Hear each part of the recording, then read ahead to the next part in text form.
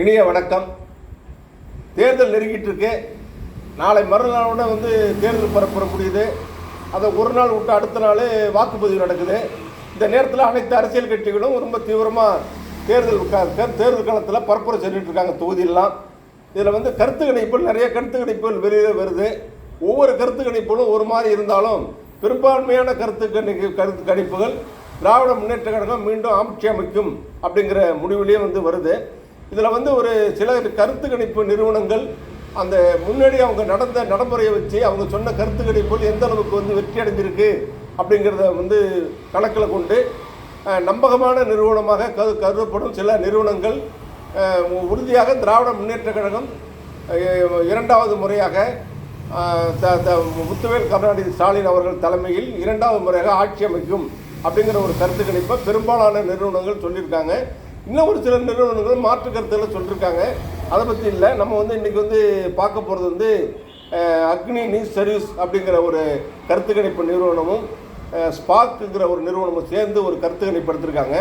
இந்த ஏஎன்எஸ்ங்கிற கருத்து கணிப்பு நிறுவனம் ஒரு பிரபலமான நிறுவனம், மிக பழமை வாய்ந்த நிறுவனம்.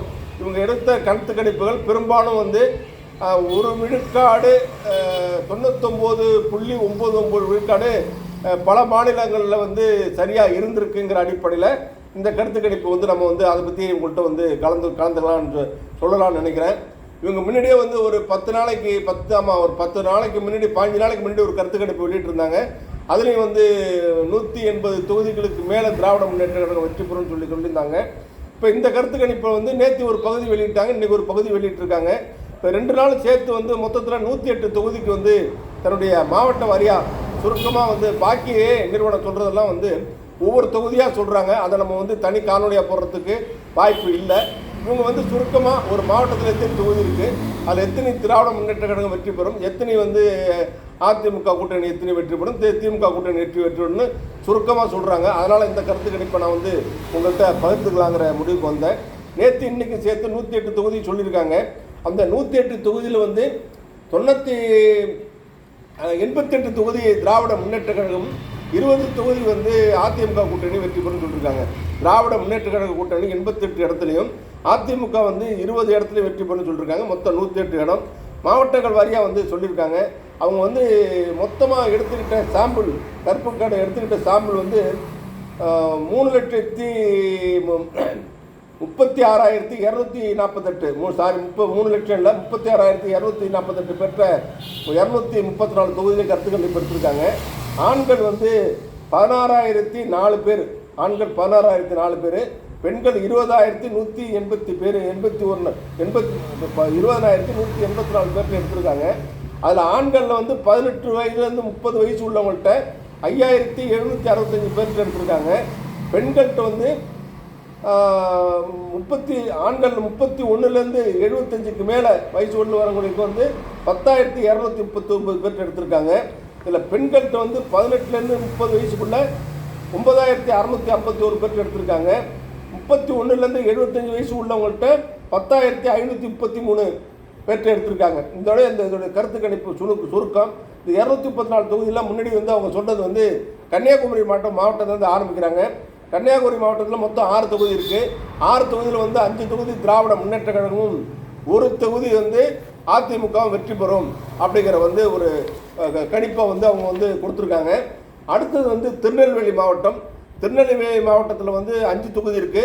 5ல் திராவிட முன்னேற்ற கழகம் 3 தொகுதியிலையும் அதிமுக 2 தொகுதியிலையும் முன்னிலையில் இருக்கிறதா அவங்க சொல்லியிருக்காங்க. அடுத்தது ராமநாதபுரம் மாவட்டத்தை சொல்லியிருக்காங்க. ராமநாதபுரம் மாவட்டத்தில் 4 தொகுதி இருக்குது.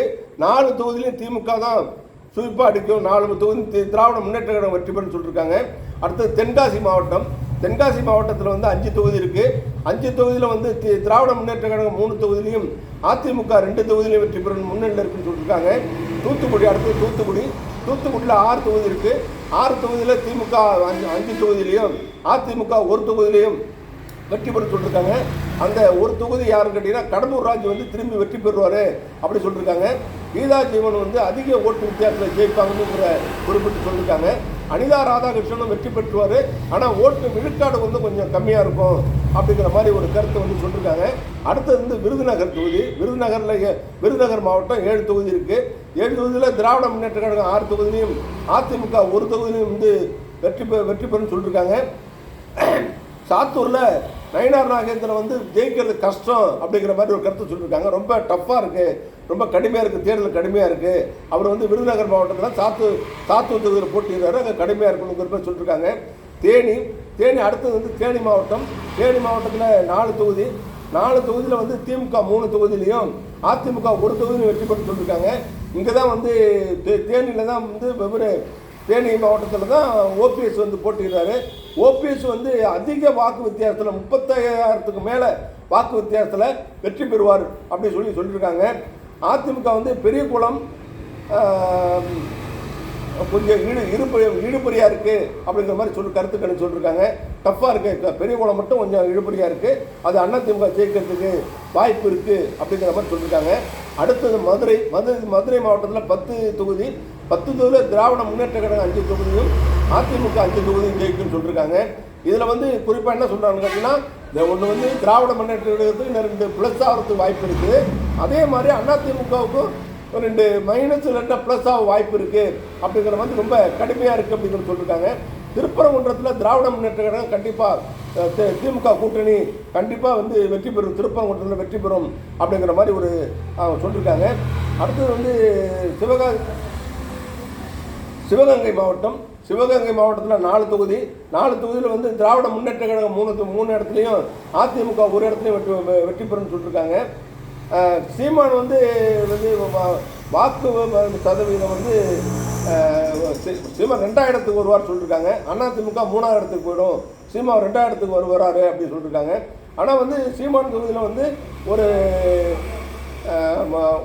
வெற்றி சதவீதம் வந்து கம்மியாக தான் இருக்கும், ஆனால் வந்து திமுக வந்து ஜெயிச்சிடும் அப்படிங்கிற மாதிரி சொல்லியிருக்காங்க.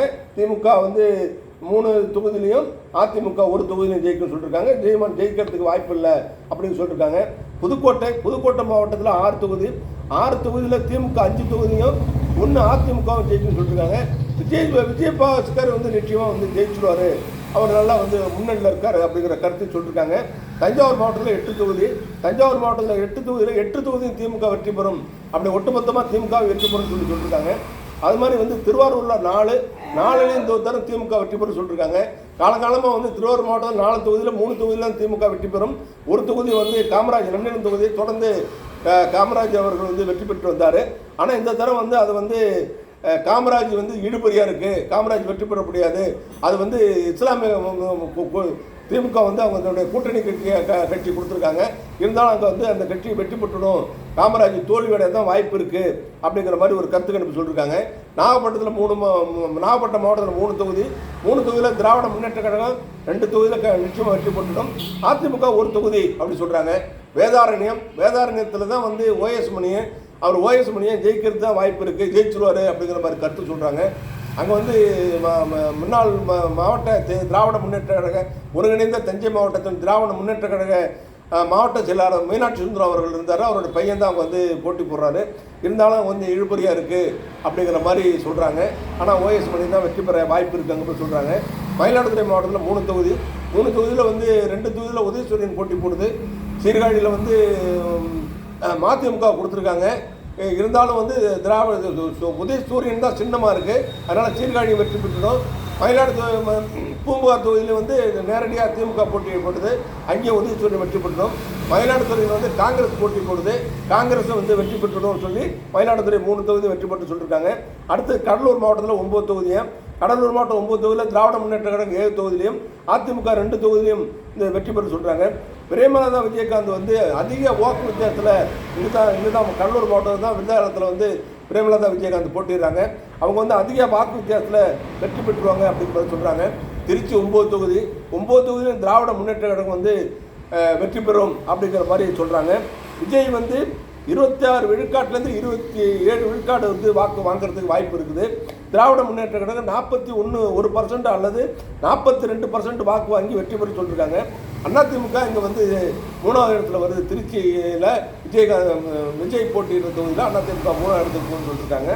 அது மாதிரி அரியலூர் 2 தொகுதியிலும் திராவிட முன்னேற்ற கழகம் வெற்றி பெறும். பெரம்பலூர் மாவட்டத்தில் 2 தொகுதி, 2 மாவட்டத்தில் 2 தொகுதியும் வந்து திராவிட முன்னேற்ற கழகம் வெற்றி பெறும் அப்படிங்கிற மாதிரி சொல்லியிருக்காங்க. அடுத்தது வந்து திண்டுக்கல்லில் 7 தொகுதி, 7 தொகுதியில் திராவிட முன்னேற்ற கழகம் 5 தொகுதியிலையும் அதிமுக 2 தொகுதியிலையும் வந்து வெற்றி பெறுங்கிற மாதிரி சொல்லியிருக்காங்க. இதை வந்து அதில் அடுத்து கரூர் 4 தொகுதி, கரூர் 4 தொகுதியிலையும் திமுக வெற்றி பெறுன்னு சொல்லியிருக்காங்க. ஆனால் வாக்கு சென்ற முறையோட இந்த முறை வாக்கு வித்தியாசம் கொஞ்சம் குறையும், ஆனால் நிச்சயமாக 4 தொகுதியும் வெற்றி பெற்றுடும் அப்படிங்கிற மாதிரி ஒரு கருத்து கணிப்பு சொல்லியிருக்காங்க. திண்டுக்கல் மாவட்டத்தில் வந்து திண்டுக்கல் சீனிவாசன் வந்து இந்த தரம் திண்டுக்கல்ல நிற்கிறாரு. அவர் வந்து திண்டுக்கல் சீனிவாசன் அதிமுக ஜெயிக்கிறதுக்கு வாய்ப்பு இல்லை, ஐபி செந்தில்குமார் அங்கே வந்து அதிக வாக்கு வித்தியாசம் ஜெயிச்சிருவார் அப்படிங்கிற கருத்து கணிப்பை இந்த ஏஎன்எஸ் கருத்து நிறுவனமும் ஸ்பார்க் இருக்கிற நிறுவனமும் சேர்ந்து எடுத்த கருத்து கணிப்பு சொல்லியிருக்கு.